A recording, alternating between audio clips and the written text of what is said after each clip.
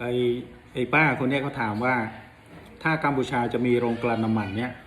แล้วจะเอาน้ำมันจากไหนมากลั่นนะในเมื่อกัมพูชานั้นไม่มีบ่อน้ำมันนะเย่นั่นก็สู้ทา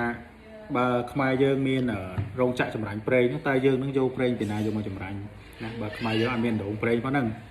นะพอทาขมายเยิงคือกำร้องมันเลิกใบชนามได้คือบาอัดเมียนไปปรับโดคือหนึ่งเมียนโรงจักรจำรันเปรย์ในตัวไอ้บาอันนี้คือจำสดับตามรถมนตรีกระทรวงแรงหนึ่งทำหมดผลมาให้ชมหนึ่งหมดเพื่อการชลายโต๊ะจมูกหนึ่งเย่หนึ่งนะเย่แบบพรีแบบเพลหนึ่งติ๊กนะเข้าเรื่องนะมึงถามว่าถ้ากัมพูชาเนี่ยมีโรงงานกลั่นน้ำมันแล้วจะเอาน้ำมันจากไหนมากลั่นก็ไปซื้อจากตลาดโลกเหมือนที่มึงซื้อกันทุกวันนี่ไงเหมือนที่ประเทศไทยซื้อทุกวันนี่ไงมึงรู้เรื่องหรือเปล่าไอ้บอสน้ำมันประเทศมึงอ่ะไม่ใช่ของมึง